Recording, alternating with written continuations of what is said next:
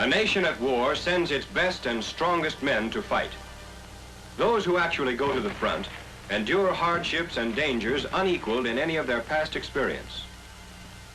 Courage, pride, and loyalty to their comrades support them in battle. But there are fierce demands upon their emotional resources.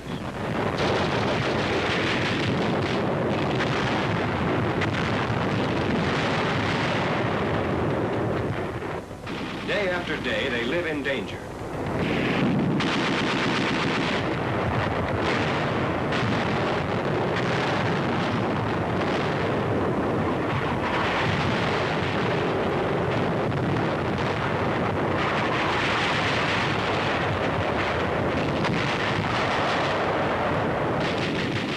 They see their best friends cut down, shattered by shrapnel, and burned by the fire of the enemy.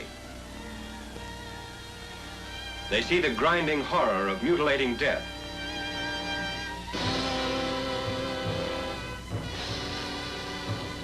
Finally, these mounting pressures may overwhelm the strongest personalities.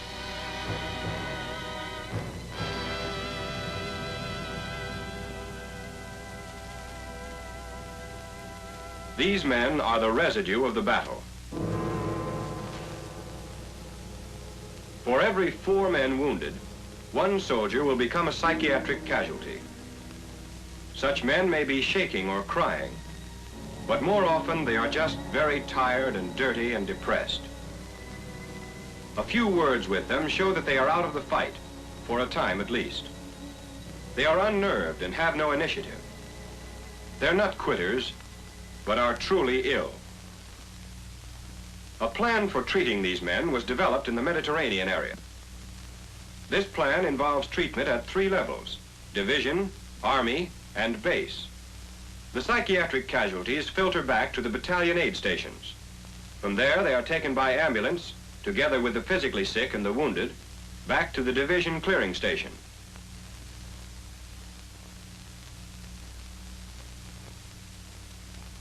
Upon arrival, they are promptly segregated.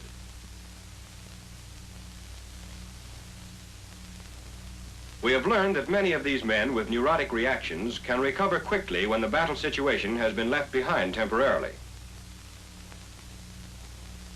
Fundamentally, we must depend for this recovery on the patient's own recuperative powers. But these powers can best be exercised away from a hospital atmosphere. Consequently, all so-called exhaustion cases are taken immediately to the nearby training and rehabilitation center. There they will see no wounded, only men who are actively participating in their own recovery. They see men being retrained for duty.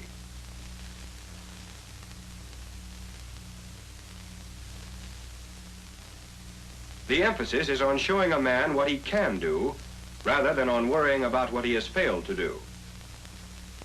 Soon after arrival, each soldier is interviewed briefly by the psychiatrist. Here is a mild anxiety state.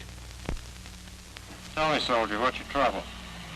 Well, sir, I was up on a line and, well, we got into a pretty heavy shelling. A couple of men got killed. So when that happened, I was in charge of the platoon, tried to straighten the men out. I got them straightened out.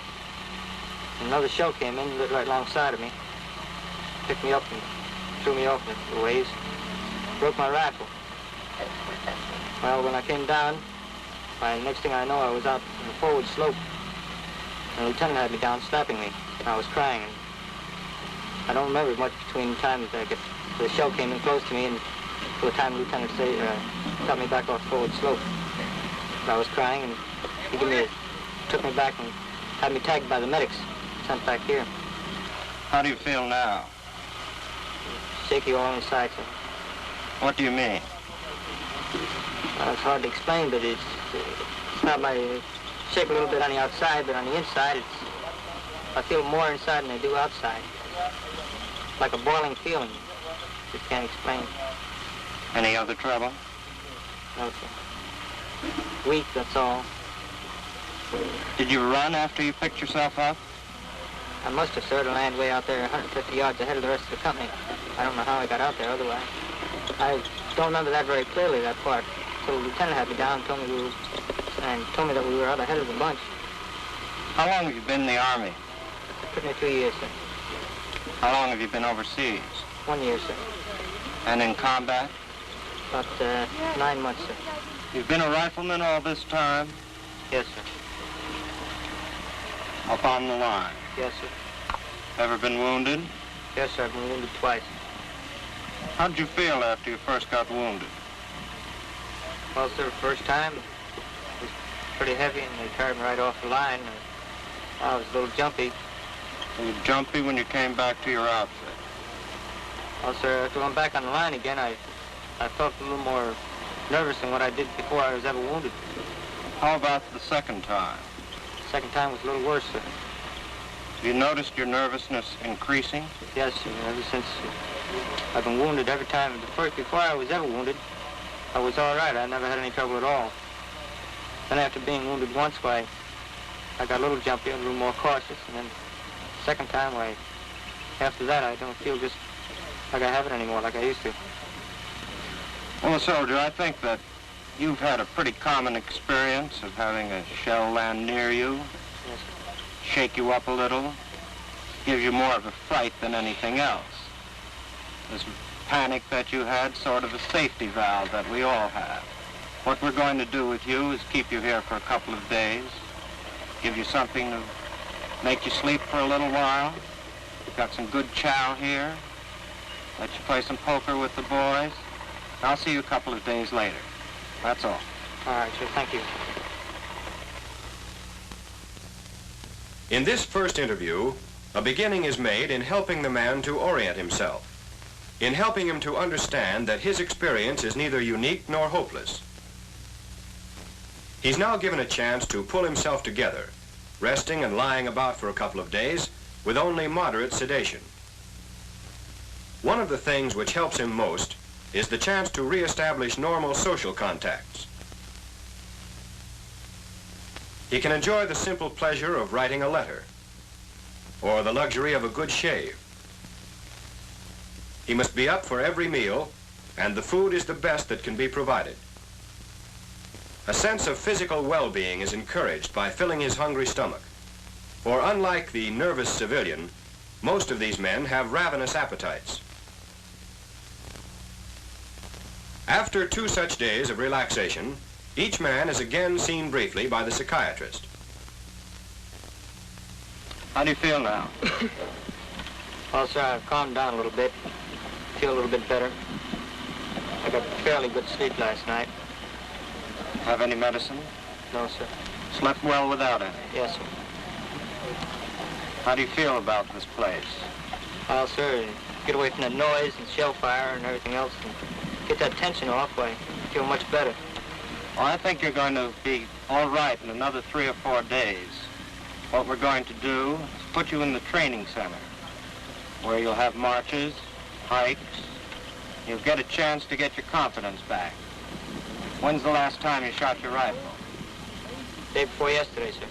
Well, we'll give you a chance to shoot it, give you a chance to get out there and get back into shape again. You'll be warm and you'll be dry. You'll be going back to duty in about 5 days. You'll be okay. Remember, what you had was just a safety valve, which everyone has, and which blows off steam. I think you were more scared about it than anything else. Anything else? No, sir. Okay. Okay, sir. Thank you. Those men who are well enough move into nearby pup tents, where they live with other men as soldiers in training and not as medical patients. At this stage, the men once more are given rifles and field equipment, which must be cared for properly.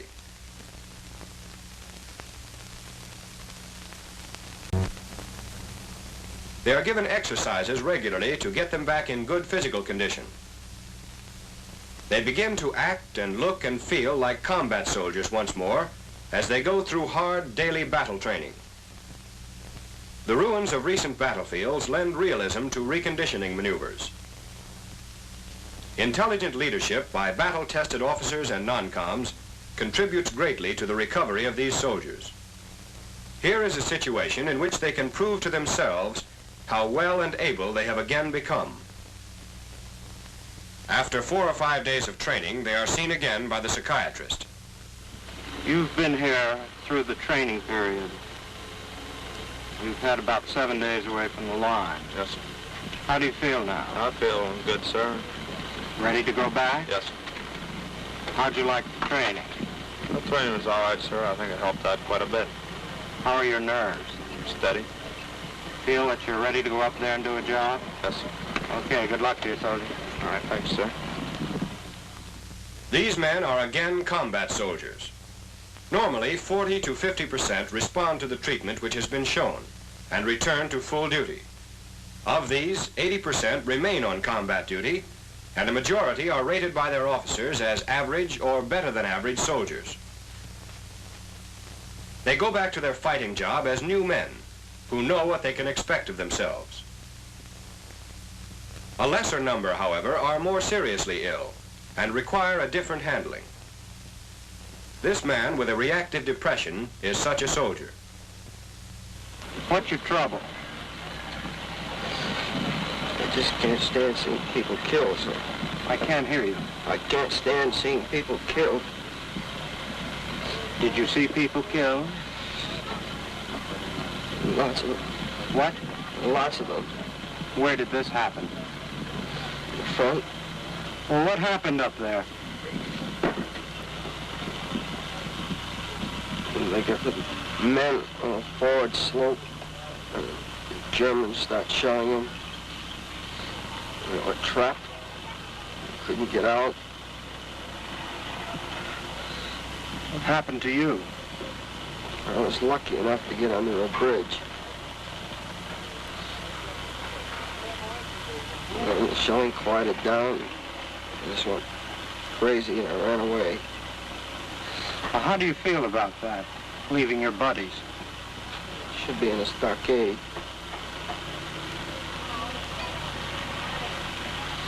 That's where I go home. Well, how do you feel right now?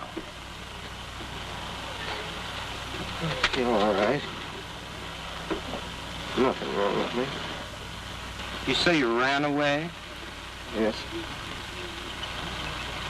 How do you feel about that? I didn't know what I was doing. What were you afraid of? Everything. What in particular?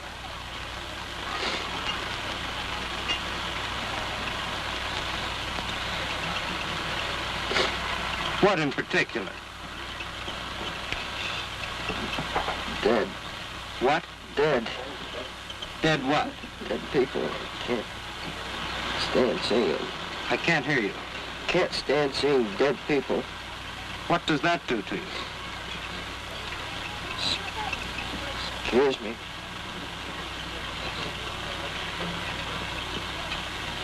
Well, dead people can't hurt you. I've been telling myself up for years. What? I've been telling myself up for years, but I can't stand looking at them.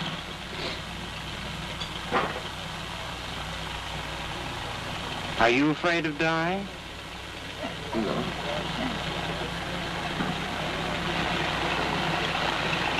I'm afraid of dying.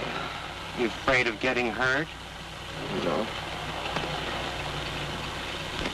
You feel you have a job to do up there? Well, Bergeron, I think that you'll need a little more treatment. You're pretty jittery and jumpy now.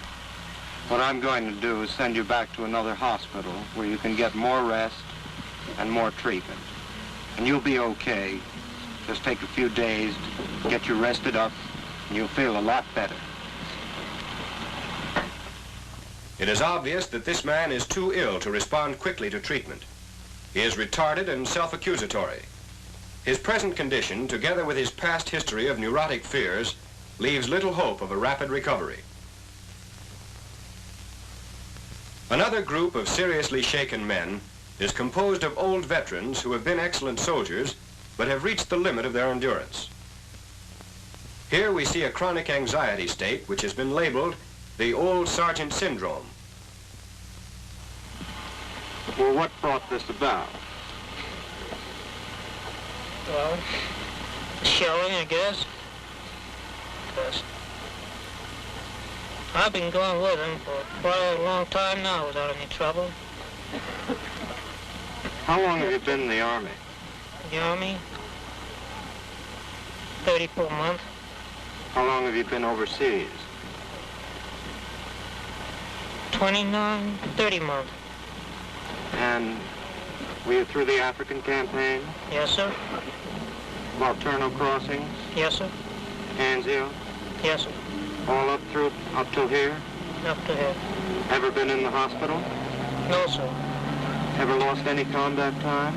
No, sir. Well, that gives you about 320 days of combat then. Yes, sir. Well, what do you think's wrong with you? Sir, I feel gone about as far as I could go. Sergeant, do you think that you're sick? Well, I'm not sick, no. But just not good no more. I feel that I've taken about enough. Well, what happens to you on the line? Sir? At night, I just can't stand the shelling no more. The last time up here, I broke down. I have a section to lead. I'm just no good to them. What do you mean you broke down? Well, during the last shelling we took up here, had me crying all night. Just couldn't stand it. I didn't know just which way to turn or where I had to go. Well, do you think you could go back up there and do a job? No, I have my doubts. Suppose I gave you a direct order. Well, I guess nothing I could do about that. You'd go up? Go up. But you think you can't make it? Is that it? I'm quite sure of it. Well, could you do a job out of shell fire? I believe I could. How do you feel about leaving your outfit? Well, I feel bad about it. What? I'm not good to them. I can't lead them. I get them killed, get them wounded. Just not good. You think you could take a job in the quartermaster unit, for example? I believe so, sir. How do you feel right now, at this moment? Yes, I don't feel much. Feel better than if I was up there. Even the best man can stand only so much.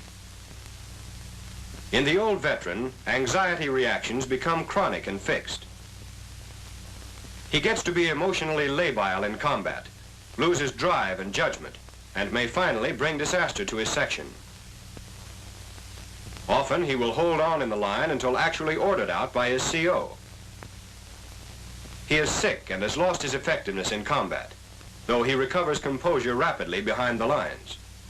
He too must be evacuated. Well, I'm going to send you back to a hospital now. Back there, you'll be disposed of further. Thank you, sir. These men, and others too ill to be returned promptly to combat duty, are evacuated to a centralized NP clearing station located in the Army area. It is set up as close to the front line as the tactical situation permits.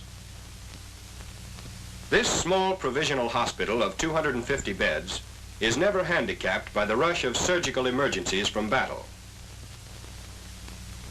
Unlike the evacuation hospitals, all its facilities are reserved for the care of psychiatric cases. Those cases who might easily become chronic neurotics if they are not treated promptly. Here they are assigned to ward tents, and as soon as possible they are interviewed by a psychiatrist.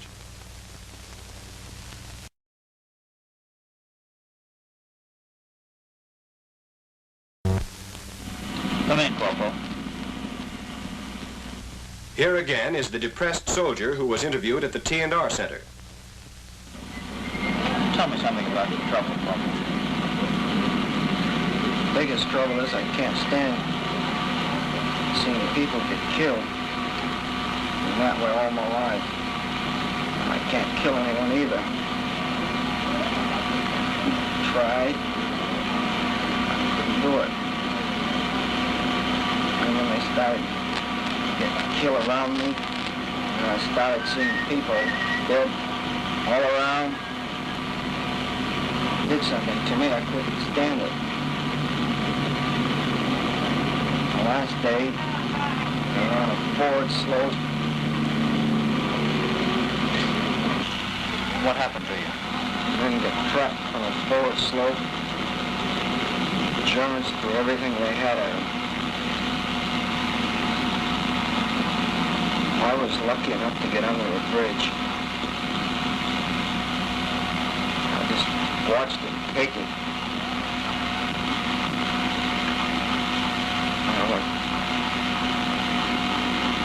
I don't know what happened to me. I just started running back. How much combat had you had altogether, Corporal? 3 days, sir? About 3 days. Have you always been this way? Yes, sir. I could never see anyone die or anything like that. This soldier has improved considerably since his interview at the TNR Center yesterday. He is less retarded, more alert and responsive. His depression is lifting. Rest away from the battlefield, a chance to clean up, and some chance to discuss his problems have produced the usual improvement. And as a child, what sort of person were you? I guess I was just an average child, except having inferiority complex. Very bad. What do you mean by that, Corporal? When I was a child, I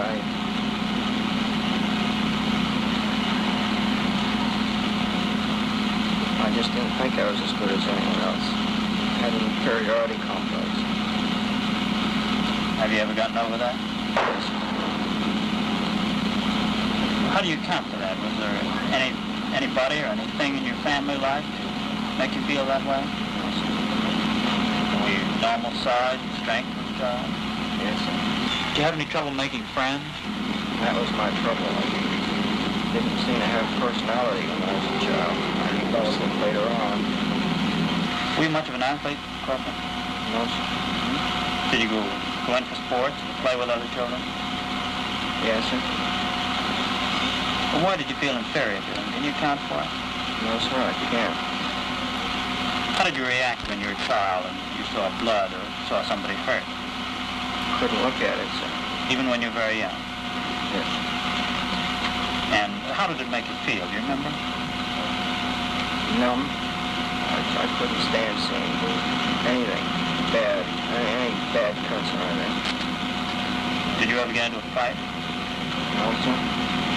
How's that? I never cared to fight. I saw someone killed one time fighting. Tell me about that. It was just an ordinary street fight. Speak up a little bit. Just an ordinary street fight, sir. One man hit another man. He hit his head on a curb. Heard later he had gotten killed.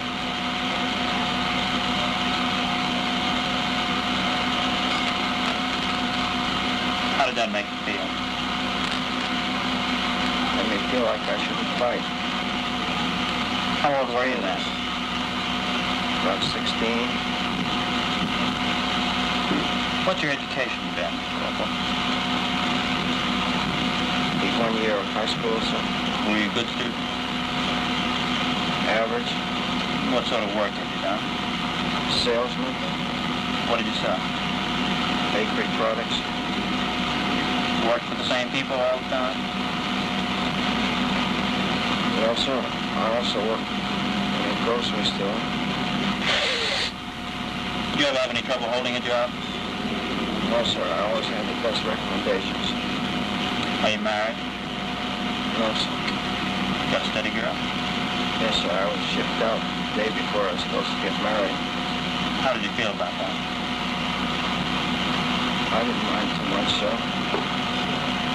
Oh, yeah. What do you think is wrong with you, Corporal? I don't know, sir. Corporal, this is a reaction which is one which occurs very frequently in men in combat, and it's made you very uncomfortable, but it's not particularly serious, and you're going to get over it. It won't affect you in civilian life. We're going to keep you here for a few days.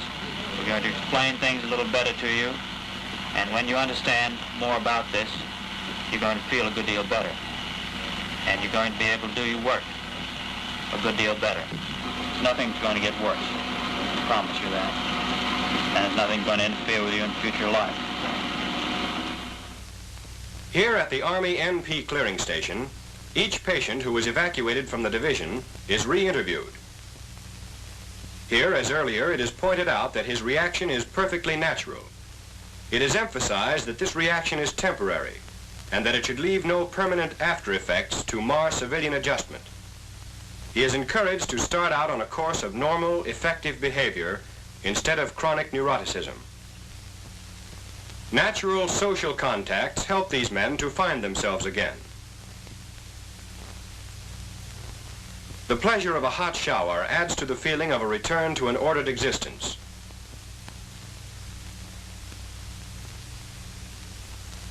Relaxation with other soldiers contributes to a feeling of normality. Games, reading, and music are available for those who wish them.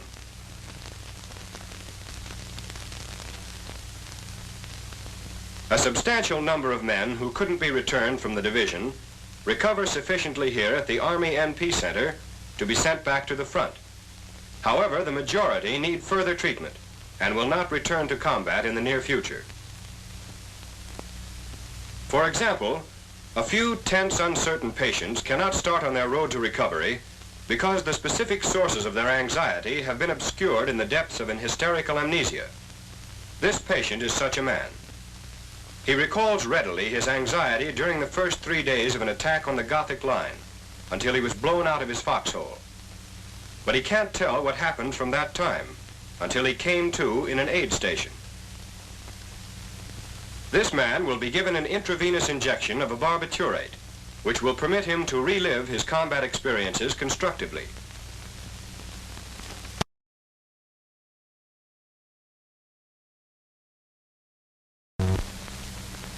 Pentothal sodium, 1/2 gram in 10 cc's of distilled water, is injected while the patient counts slowly.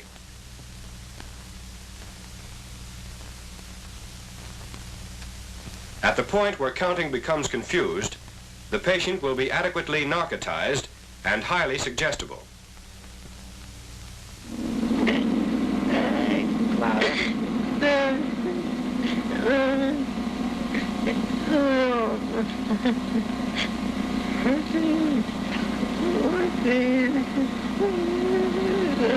Louder. 16, 17, 38, 39,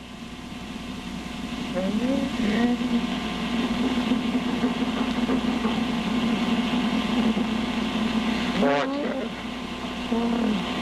You're back on the battlefield now. What are you doing? What are you doing? What happens then? What happens then? You're in your hole. Watch out, those shells are coming.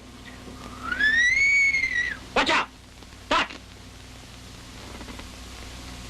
What are you doing? You're in your hole now. What's happening? The shells is bursting all around. Yes, go on. The shells are coming in. Where are you? And I'm going out of my hole. And what happens then? I don't know if my other buddy, but he's dead. What do you do then? I crawl inside of him. Until it gets too hot there and I go into another hole. And what do you do then? We go up a little further to get together and dig a hole and get blown out of that hole. And my head, is this for my head? One shot you give me for my head. Yes. What happened after you got blown out of the other hole? What happened then? We take a ridge. Lost a good many men in my company. We taking it. Yes. It says, comrades. Comrades, hell. They shoot your guns, your best buddies. You want to be comrades. Our comrades, we comraded them. When they got about 15 feet in front of us, they threw their weapons away. Comrade. Well, that didn't make a goddamn difference to us. We shoot them. I'd like to get my hands on that one jury prisoner back there, Yankee back. Yeah, he must have got hit in the arm. And he asked for cigarettes. He asked the USO girl. Cigarettes. Cigarettes. I'll give it. She didn't give me none. I'd give him a cigarette. And he wanted to look at our knives. I looked at the knife and pulled out and showed it to him. He jumped back.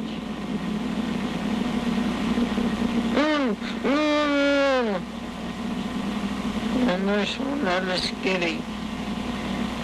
What happened after you were blown out of that other foxhole and you took the ridge? Well, you're back there on the ridge now. You're back on the ridge. Watch those shells! Home! Home! Get me out of here, Tom! Is you Tom? Yes, I'm here.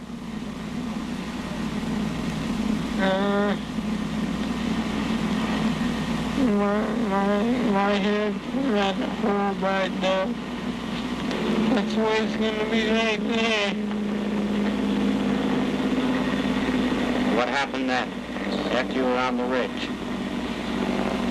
The shell came in. Close. 170s. This mistress got me and knocked me down in the big hole. And rocked it and rolled back on and got me in the head. And that's why we had already dug in there. We was digging in there and I had that hole there and he blew me out of that hole. And my Sergeant at Arms, you here? Yes, I'm here.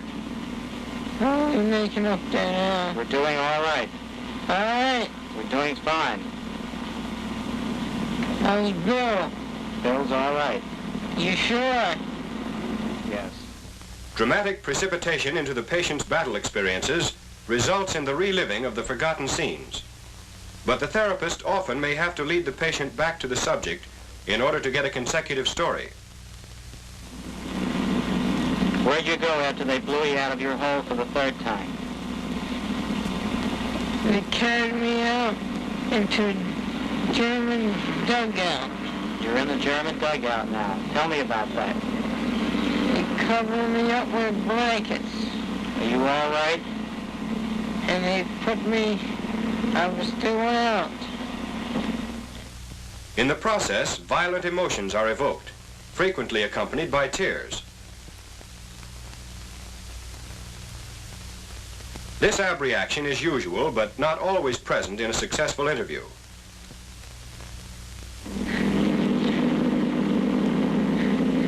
You're in the German dugout. You're in the German dugout. You're safe now. You're safe now. Where are they taking you from the dugout? Where are you going from the dugout? You're going down the trail. You're going down the trail. You're coming to the aid station. Battalion aid station. You're safe. You're all well. The shells are still coming in. The shell. Watch this one. You hear that one? I hear it. The big... Is that barrage over there thrown in? I hear it. Let's get the hell out of here. All right, we're going out of here. We're going to the clearing company. Where? 601st Clearing Company. We're going back there. 601st. That's way back and you'll be safe. We're going there. How soon are they gonna... Will they put me up there We're again? almost there. Will they send me back up there again? No, you'll be all well. They're going to make you better. Am I going back to my outfit? They're going to make you better.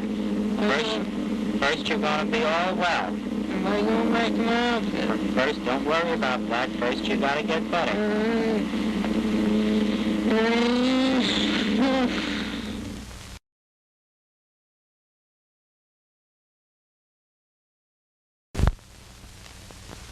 As the patient wakes up, he is forced to repeat the newly remembered experiences. This ensures that the memories will be available for later treatment. Other cases present different therapeutic problems. Here is a case of major hysteria.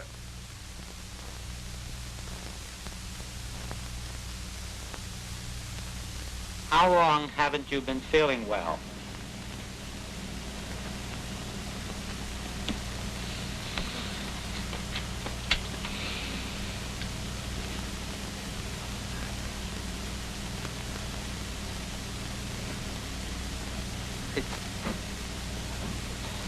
It's hard for you to speak, I know, but soon you will be better and you will be able to speak.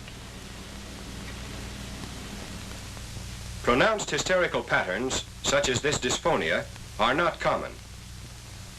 And where they do exist, early treatment has prevented the spread of the hysterical reactions among other patients. Take a cigarette. You will notice that much anxiety remains evident in this case of hysteria. Classical conversion hysteria with complete repression of anxiety is not too frequently seen. Even here, however, the symptom so dominates the man that it must be removed before progress in treatment of his anxiety is possible. Speech disorders in general are very resistant to therapy, and this particular case showed no change after 3 interviews with pentothal. It was finally necessary to resort to the older method of applying phoretic stimuli to his larynx and using strong suggestion. Only then did his voice begin to improve significantly, and only then could his basic problem be approached.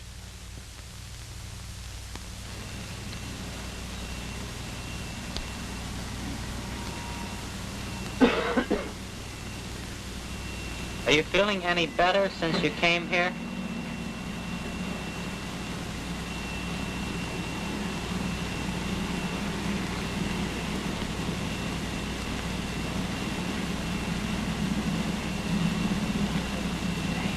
The same, I see. Do you feel frightened?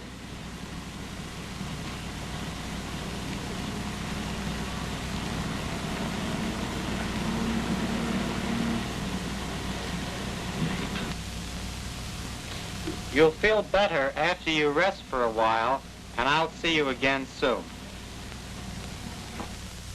Some patients are even more disturbed and disorganized than this man.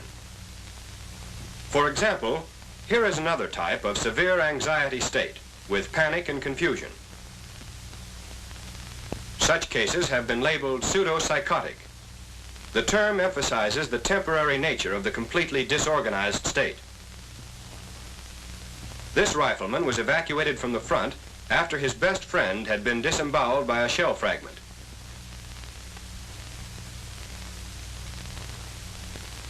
He believes that he is still on the battlefield.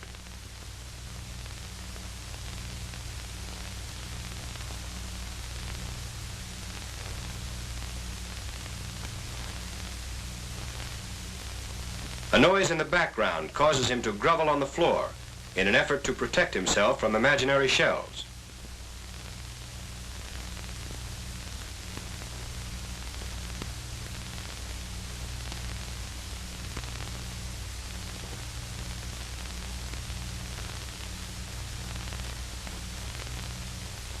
Careful nursing care without sedation will often stop this reaction and restore contact with reality in a few days. However, packs and electroshock treatments sometimes are necessary to speed recovery. Men with this severe a reaction frequently are found to have had pronounced neurotic disabilities in their past. Here is another man with such a background. He is a chronic neurasthenic who developed a brief episode of complete disorganization while actually on the battlefield. However, he was able to compose himself rapidly when evacuated to the rear. His parents separated when he was 2. His childhood was unhappy, and he had numerous minor illnesses. In combat, he was terrified. After 4 days, he developed a confused panic state and had to be caught by an aid man before he could be brought in for care. Tell me, why did you come into the hospital? I came in the hospital because my nerves are bad. Got under shelling, cracked up. Well, tell me what you mean by that. My nerves just pulled up on me and shell went about 2 foot in my hole. I got up and run and was crying. Just couldn't control my nerves. How did you feel when you were nervous? I just felt like a wet rag. It is possible that neither this man nor the pseudopsychotic seen earlier should have been sent into combat originally, and it is impossible to return them to battle now.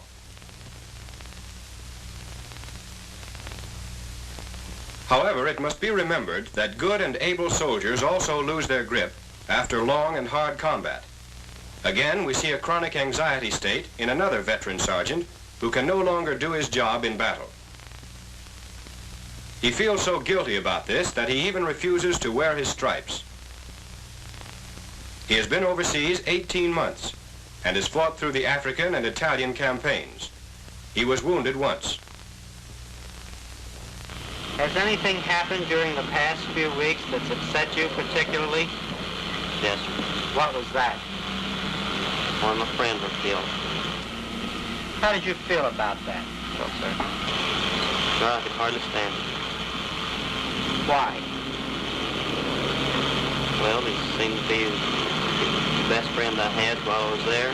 We'd always been together since he had joined the company. We were very close friends. Do you have any other friends left in the company or any men who were with you in Africa? No, sir. You're the last one. Yes, sir. How do you feel about going back to duty if you had to?